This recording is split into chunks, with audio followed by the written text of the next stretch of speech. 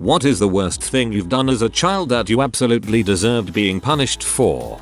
As a child, first thing that comes to mind is that in 6th 8th grade we used to pay the classmate kid with Tourette TTE syndrome $5, $25 to have a freak out during school assemblies. During hair assemblies, in grade school, we'd all be in the school gymnasium and sitting cross-legged on the floor. Then, at some point during the important speech, David would jump up and start making his standard gurgles and noises and start screaming, "Frick frick, crap, giant crap," or whatever he came up with. Cheap entertainment. Yes, I am going to heck for these moments.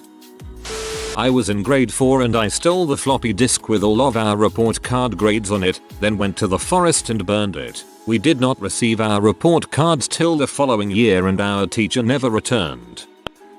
Around 9 or 10, I was helping my dad and uncle clean out our garage. Well, I came across one of my dad's old bowling balls and proceeded to roll it into the middle of the yard. It was getting kinda dark and I apparently wanted to be a mean little crap, so I called for my 6'4" 300 pounds uncle to see how far he could kick my soccer ball down the street. Needless to say, he knows what it feels like to legitimately want to kill a small child. On a day off from school, my friends and I got to making some prank phone calls. The challenge was to call random numbers, pretend we were cops and tell the person that their husband's son was arrested for picking up an escort, or, if it was a man, to tell them that their wife daughter was arrested for being an escort. So I get this one old guy on the line and tell him that it was the police calling. Before I could say anything else, he asked me if I was calling about the golf club. Being a quick thinker, I said yes and proceeded to hear him admit to stealing a golf club from a sports store because he needed a new one for an upcoming tournament. I convinced him to bring the golf club down to the station and turn himself in. 20 years later, I'm still curious to know what happened to that poor bastard. I used to punch my dad in the nuts all the time because I thought it was funny the way he fell and rolled around while cursing. Not cool, pass me, not cool. My dad still talks about how I would come up to him while he was napping or watching TV and cuddle and stroke his face to put him at ease. As soon as he was relaxed, I would poke him in the eye. I painted a 2 foot x 2 feet square of my bedroom carpet with my mom's nail polish when I was 7.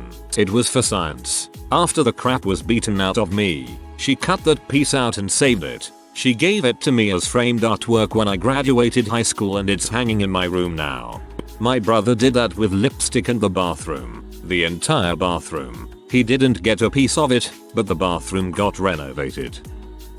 My brother asked me to pour him a glass of some Twister while he was watching TV. Instead I found some chicken broth that looked very similar. He threw up everywhere.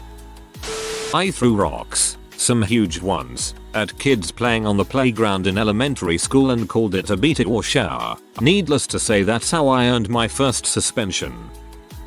When I was 6, a boy in my class broke his arm and his family took him to Disneyland. This inspired me to jump out a window arm first. I foolishly never accounted for my family's lack of wealth and all I received for my troubles was 2 months of pain and a medical bill that I still owe my dad for. I have never told anyone that it was a hoax.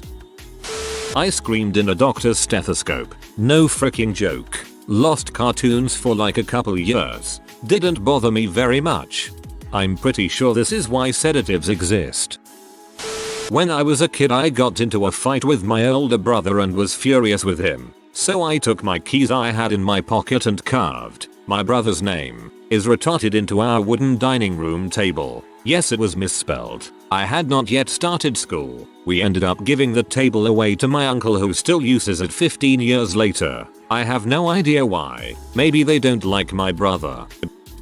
When I was in the 5th grade, we had a bomb scare in my school. The principal was unsure whether it was a prank notice or a genuine threat, so she decided to call the police anyway, just to be sure. To not cause any panic amongst the students, all of us were escorted to the auditorium where the children were encouraged to come onto the stage and sing, dance, etc. to entertain the others. None of the students knew about the threat, so we were watching the show in oblivion. It wasn't as entertaining as it was supposed to be, mainly because they were individual acts, that is, singing without background music, dancing without music, etc. so it was a drag to watch. I was called onto the stage to present my act, whatever it was, so I went up there and decided to spice things up a little bit. At the top of my voice, I screamed, "There is a murderer in the school and they are keeping us here thinking that we will be safe, but we are not." Needless to say, the crap hit the fan. Ultimate chaos ensued. People started running out of the auditorium, screaming for help,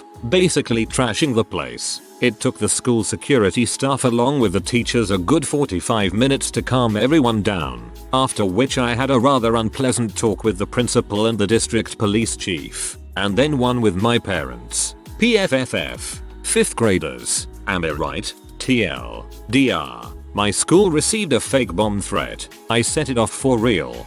I read the TL. DR. First and thought you had blown up your school.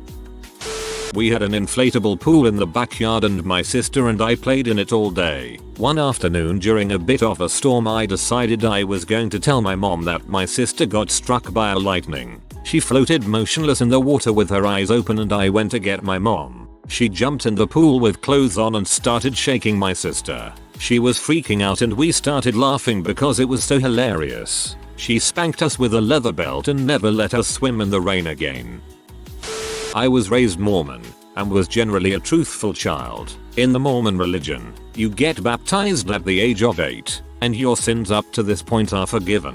2 days before the ceremony, I stole a pack of gum because I knew I would be forgiven for it very soon.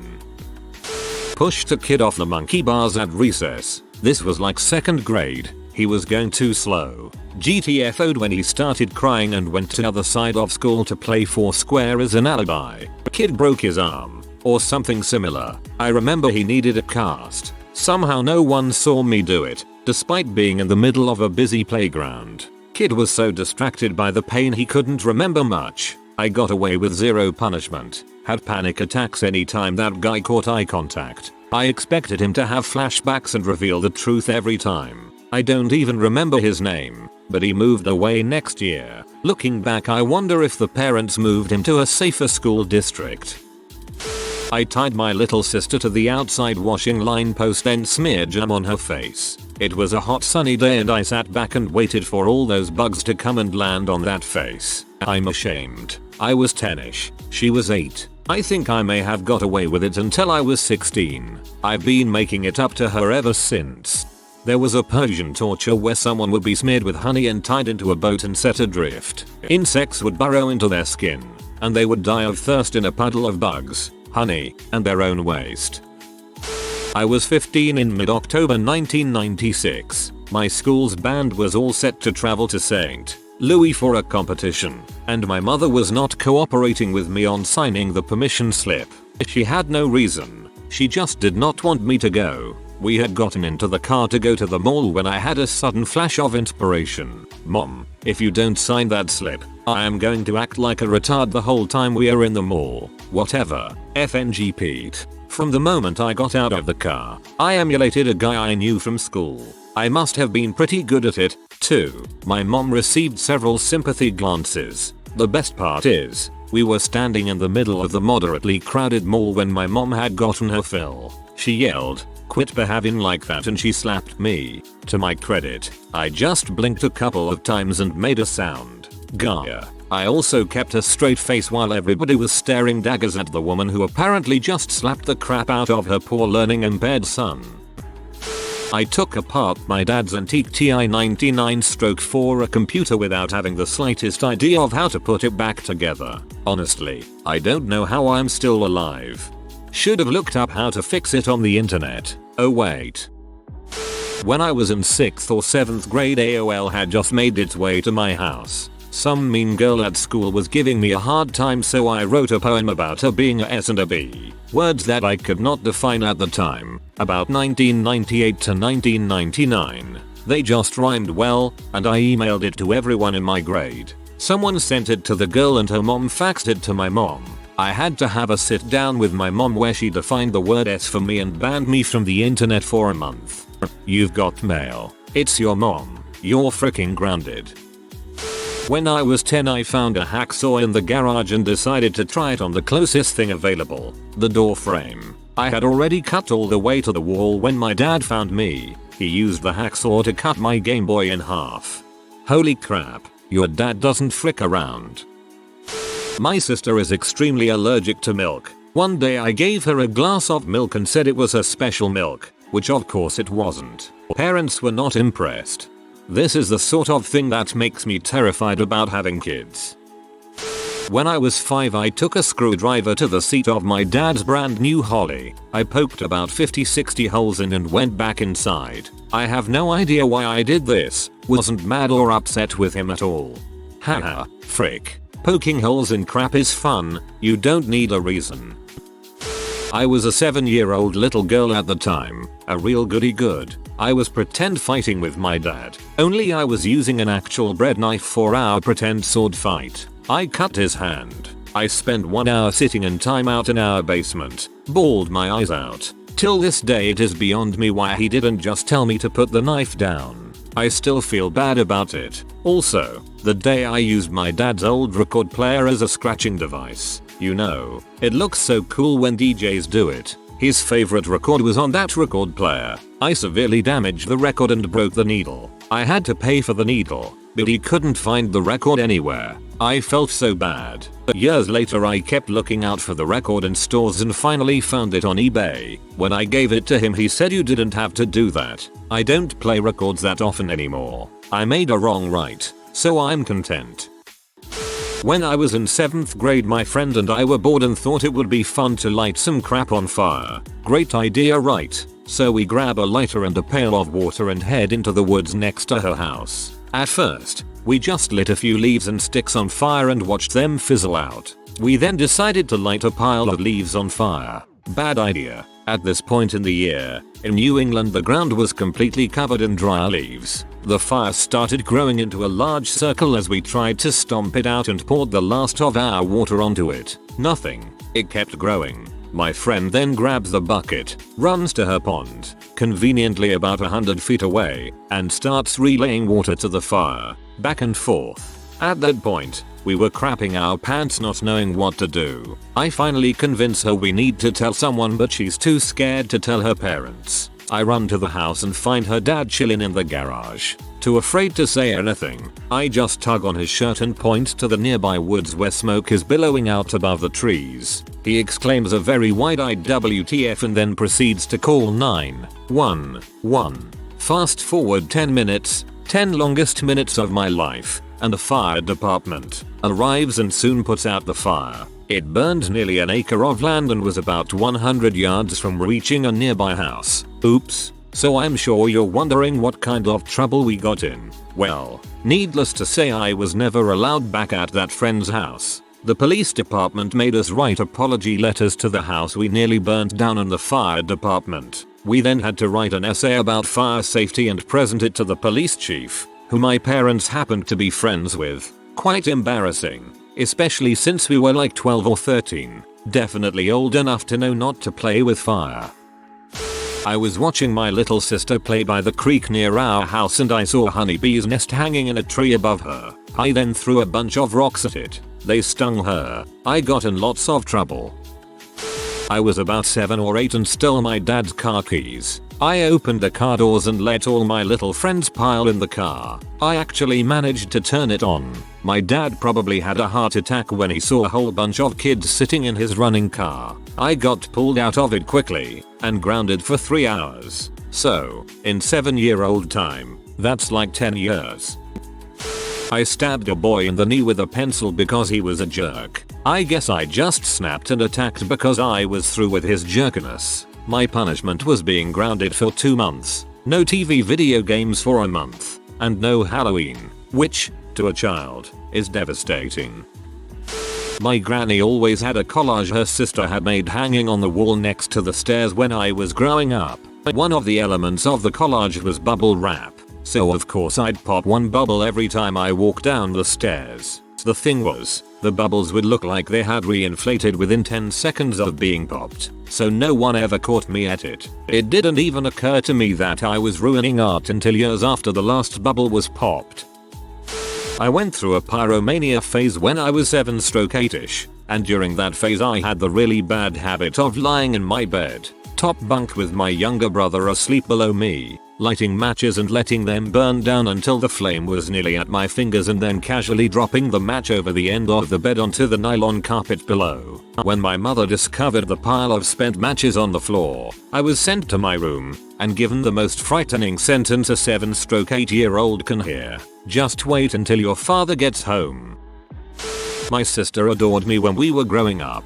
I was 6 years older than her. She was my permanent audience, and I was her permanent hero. When she was 4 and I was 10, she got one of those hair bead sets where you can string up some beads on a little wand, run a lock of hair through it, and pull all of the beads up onto the hair. Add a rubber stopper at the bottom and boom, instant string of dangling 90s. Anyway, she was incredibly excited by this and asked me to do it with her. I made a big show of having fun with it, and we did it as a little arts and crafts project together. She made one, which I helped her put in her hair, and I made one, which also went on. She couldn't read at this point, and some of the beads were little individual letters, so I used my knowledge of language against her and integrated the words butt face into the otherwise pretty string of beads. She was so excited, you guys. It was adorable. My mom saw it later when my sister proudly said, "Look what Teague did." Beaming and happy, my mom told her what I had done, and my sister was devastated.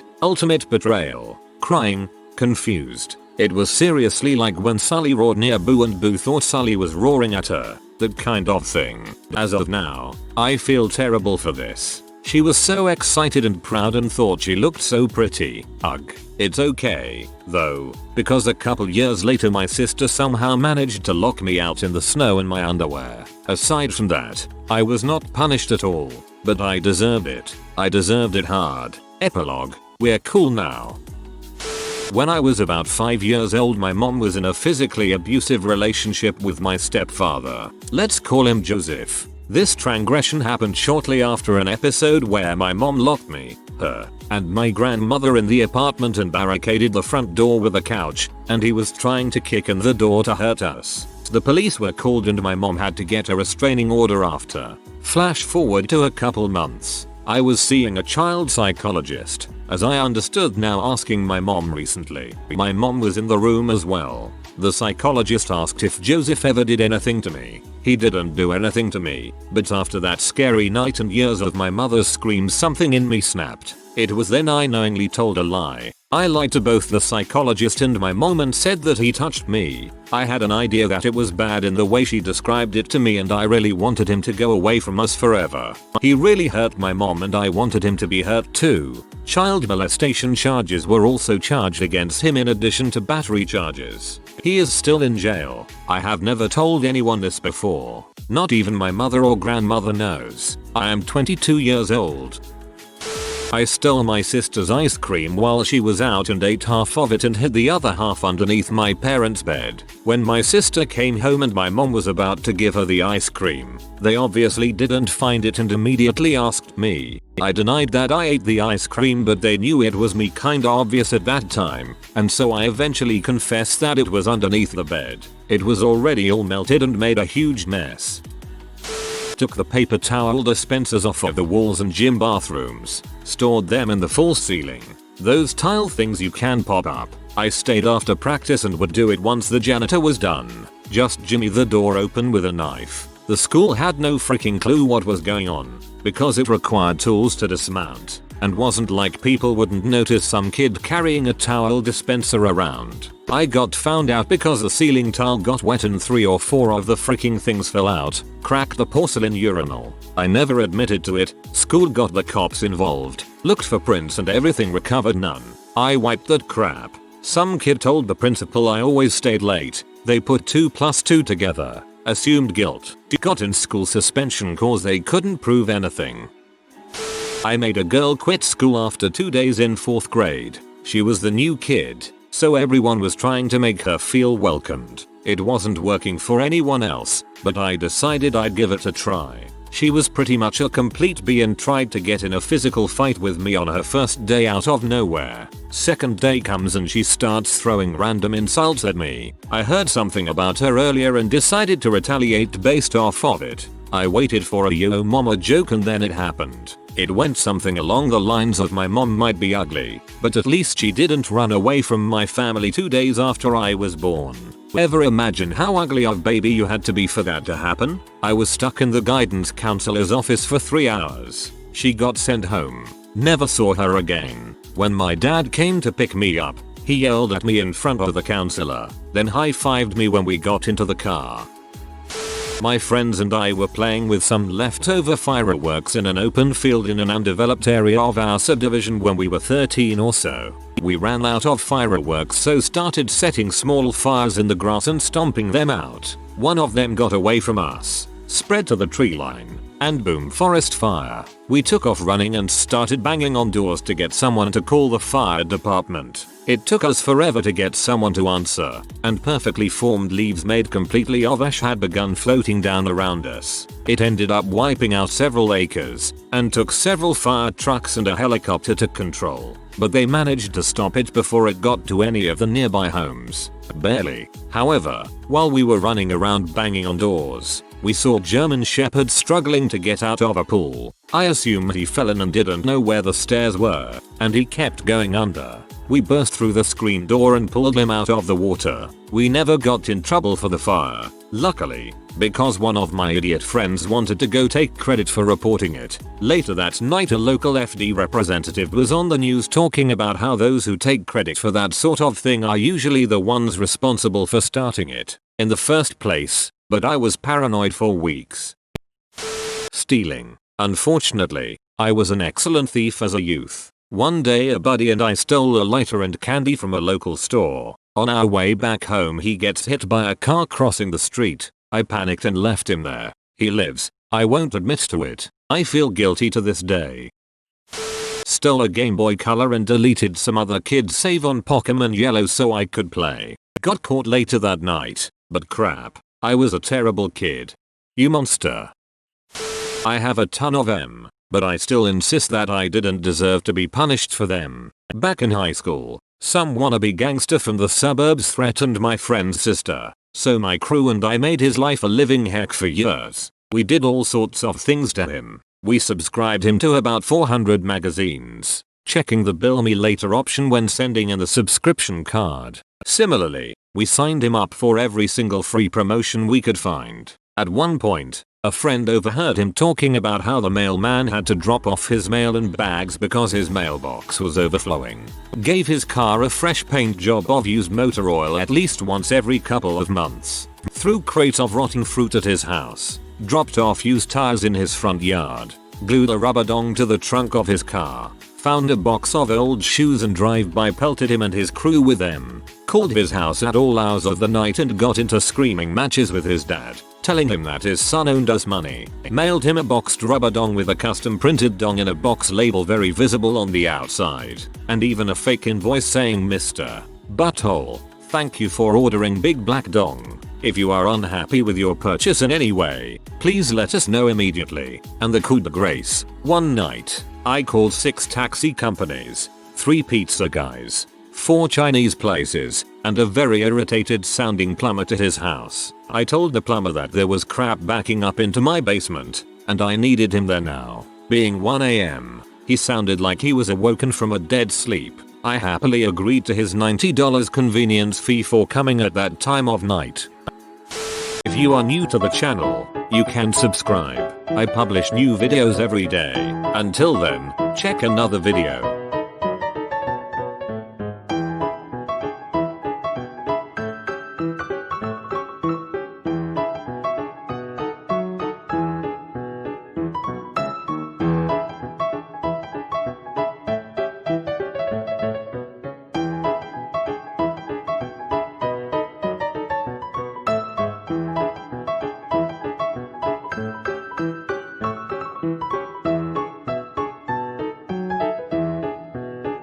Bye for now.